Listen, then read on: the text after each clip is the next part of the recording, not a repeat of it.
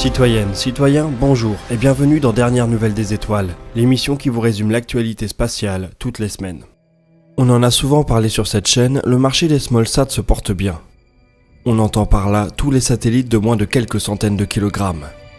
Pour 2017, ce marché devrait représenter un peu moins de 3 milliards de dollars. Et les perspectives sont très bonnes. Les smallsats devraient peser plus de 7,5 milliards de dollars en 2022.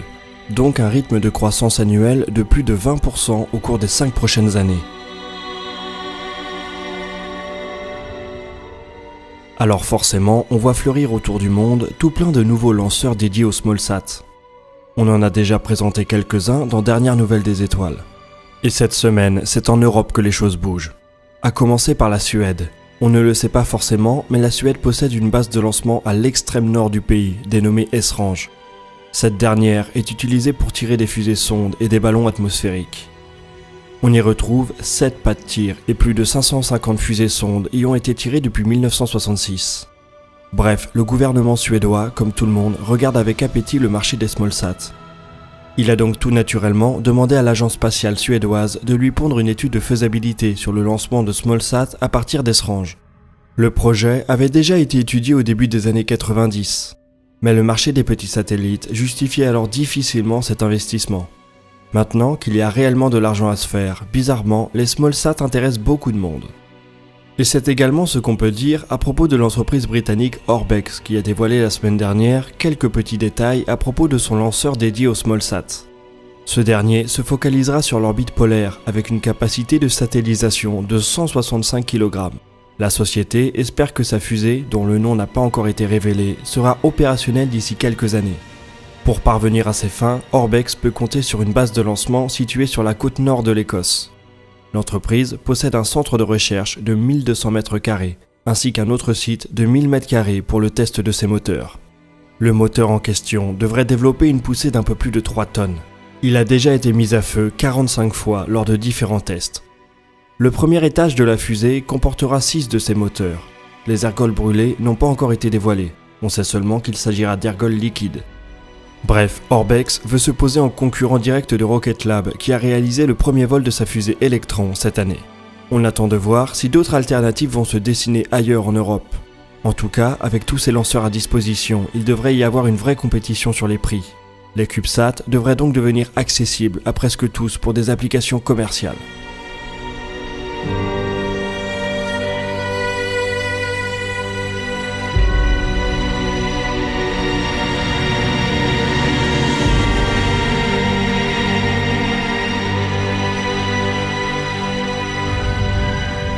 Mais bon, il n'y a pas que la rentabilité dans la vie. Si les smallsats font le bonheur de quelques entreprises, ils sont également très en vue du côté des agences spatiales. Pour faire de la science donc. Et de ce côté-là, l'Europe a aussi quelques idées en tête. Leur taille limite forcément les options, que ce soit du côté de la propulsion ou de la charge utile qu'ils peuvent embarquer. Mais ça ne veut pas dire qu'on ne peut pas les utiliser pour monter des missions basiques, mais très économes.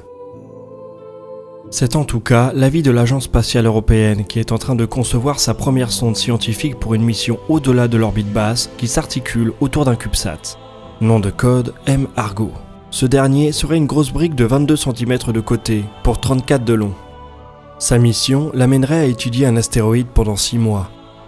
La cible choisie serait une classe d'astéroïdes composée de petits corps tournant très vite sur eux-mêmes. Grâce à cette rotation, ils seront débarrassés de la poussière qu'on trouve généralement sur ces objets, ce qui en fait déjà une cible intéressante en soi. Pour résoudre le problème de la propulsion, M-Argo ferait une partie du voyage comme passager d'un satellite hôte vers un des points de Lagrange du système Terre-Soleil. Il se rendrait alors vers sa cible à l'aide de son propre système de propulsion électrique. La mini-sonde étudierait sa cible à l'aide de 2 instruments, un imageur multispectral et un altimètre laser. L'utilisation d'un CubeSat pour une telle mission présente plusieurs avantages.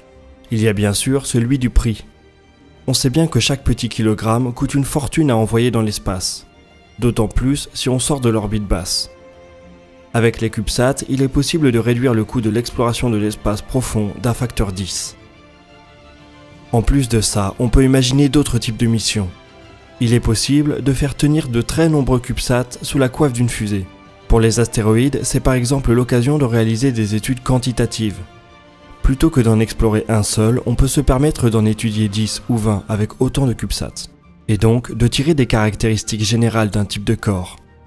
Bref, avant de voir M-Argo et d'autres missions du même type au travail, il y a encore un peu de pain sur la planche. La miniaturisation de sa propulsion et de ses moyens de communication notamment en est encore au stade expérimental.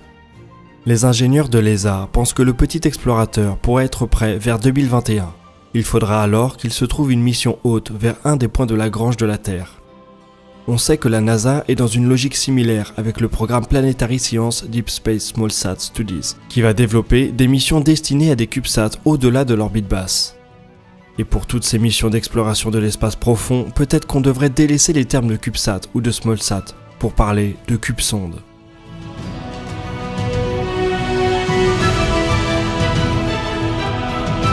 Allez, bien que le secteur spatial soit en train d'exploser dans son ensemble, cela ne veut pas dire que la NASA ne souffre pas toujours des mêmes soucis budgétaires.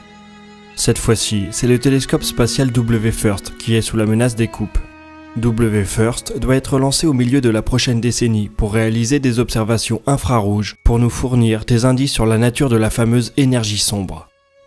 Il devrait également servir à la détection d'exoplanètes par la méthode des micro-lentilles gravitationnelles. Bref, un outil très attendu pour les astronomes comme par les physiciens. Oui mais voilà, une étude interne conduite par la NASA vient de conclure que WFIRST ne pourra pas voir le jour sans une rallonge budgétaire ou une révision à la baisse de ses capacités. Bon, il faut dire aussi que la NASA a pas mal modifié le projet depuis son brief original, notamment par l'utilisation d'un miroir primaire de 2,4 mètres, plus large que le miroir initialement prévu. Ce miroir a été donné à la NASA par le NRO, l'office en charge des satellites de reconnaissance, et il aurait été dommage de le laisser prendre la poussière. C'est plus ou moins le même miroir que celui qui équipe Hubble, mais avec un champ de vision plus large. L'ajout d'un coronographe devrait également permettre au télescope de mener des observations directes de certaines exoplanètes.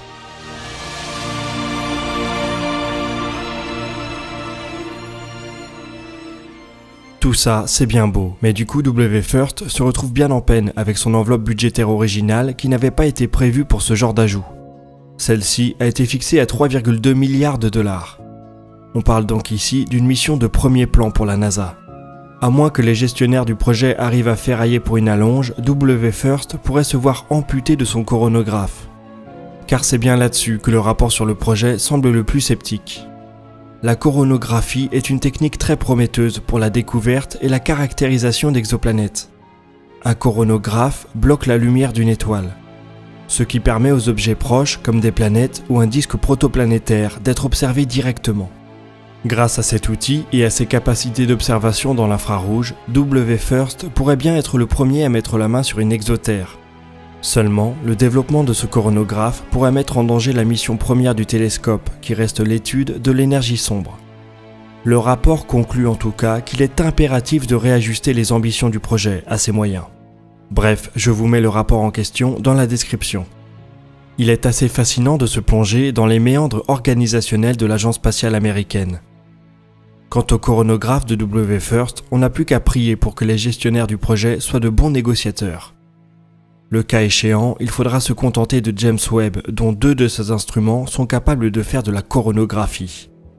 Inutile de jouer les enfants gâtés. Coronographe ou pas, WFIRST sera un formidable instrument qui devrait au moins nous aider à répondre à des questions d'ordre général sur l'énergie noire.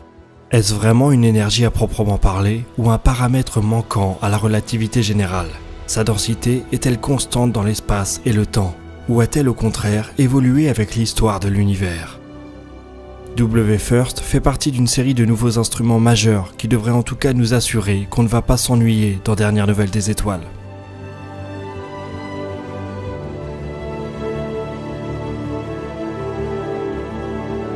En attendant, nous voici déjà au bout de cet épisode. Comme d'habitude, vous pouvez faire part de vos remarques et de vos questions dans l'espace commentaire. On profitera de la vidéo de dimanche pour revenir sur certaines d'entre elles. Pour aller plus loin sur les sujets abordés aujourd'hui, vous pouvez également consulter les sources de la vidéo dans la description. Quant à nous, on se retrouve très vite pour de nouvelles vidéos sur Star Citizen et la conquête spatiale. D'ici là, citoyennes, citoyens, portez-vous bien.